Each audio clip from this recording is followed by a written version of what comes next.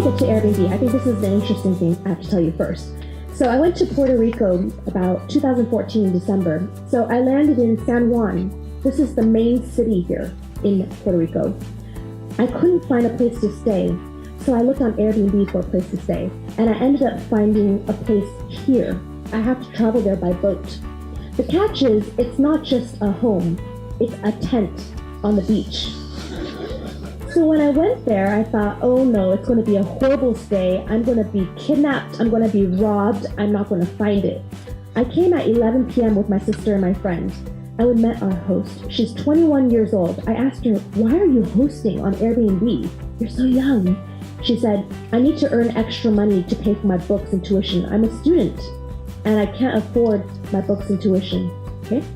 So that story was really amazing to me. That night, I slept in the tent, and let me tell you, that tent was so amazing. It's brand new. The mattress is memory foam mattress, so very comfortable, better than the one I have at home. She gave me a bag of toiletries so I can take a shower. She gave me a flashlight so that I don't get scared of the dark. I fell asleep under the stars, and I woke up next to the waves. You know how amazing that night was? I ended up extending my stay by 7 nights. That was one of my first times using Airbnb. I was so happy about it that I started sharing the story with other people. I met another Puerto Rican couple, and they asked me, how did you find out about this island? No one comes here. And I said, oh yeah, I found out about it on Airbnb. And they said, oh, I have an extra house in Puerto Rico. What can I do with it? Put it on Airbnb. Download this app right now, today. When I did that, I was thinking, I'm doing this for free because I care about it so much. I might as well apply for a job. The very next day, I applied for a job at Airbnb. How do we grow without growing out of order? Like staying healthy, staying sustainable, staying a strong collaborative culture. You need to continually innovate, and we have innovation everywhere, from our product, our platform, to our culture. So first of all, we have very strong core values. We believe in doing the right thing. What are core values? It's really the way we define how you work with each other. We have 4 main core values: champion the mission, embrace adventure, be a host, and be a serial entrepreneur. Be a serial entrepreneur is a joke on what I told you earlier with the cereal. We also talk about championing the mission. So here's an example of what champion the mission means. Prioritize work that advances the mission. Build with the long term in mind, not only the short term. Actively participate in your company's culture and also the community.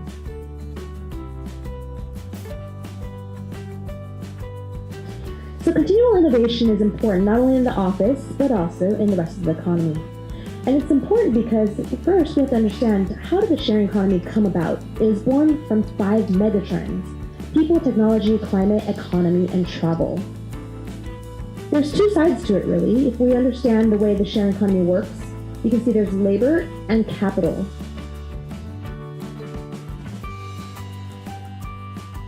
And as the sharing economy expands into other areas, you're going to see a lot more adjacencies between different organizations, companies. It's a very codependent world. And there are so many different things you can share. So you can share basketballs even. You can also share, cars, homes, pets, tools, gardens. You might recognize some of these companies, right? Do most of you recognize these companies? At least 2? Yeah? You might use them, right?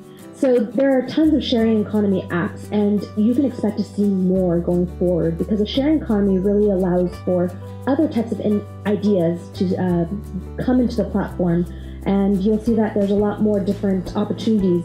There are a lot of jobs being created for the sharing economy, and jobs that you would never have guessed would be here. And it's perfect for the generation like you, because you are studying and you're probably at a job right now, or you're going to start a new job, or you're going to look for a new job. So it's really interesting how the sharing economy might impact the way you apply and think of jobs.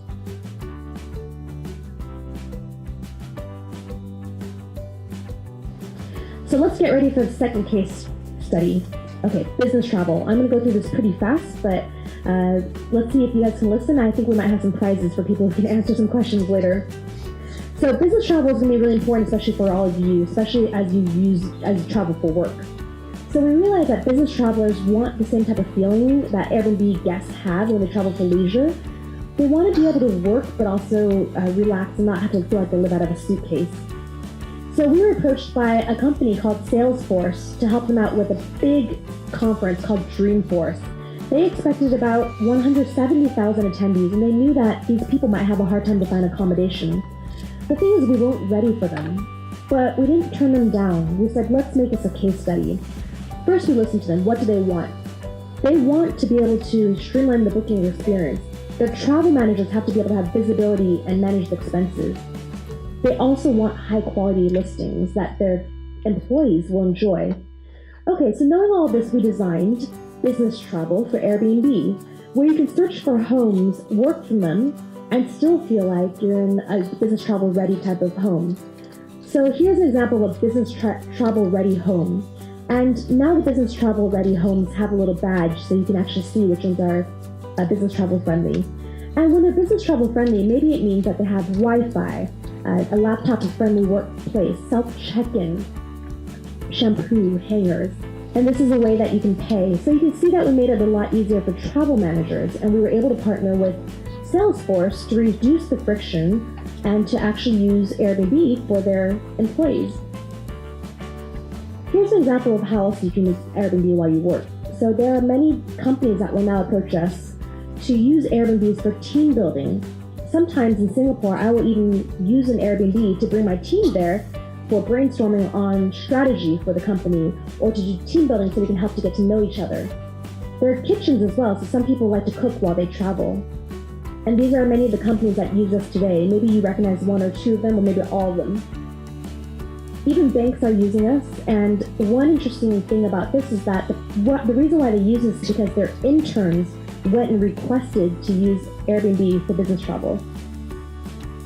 And why this is important: 3 out of 4, 75% of the global workforce will be millennials by 2025. And millennials say that they want to be themselves at work. They want to feel like they can work comfortably, like they're working from home, and they want the flexibility.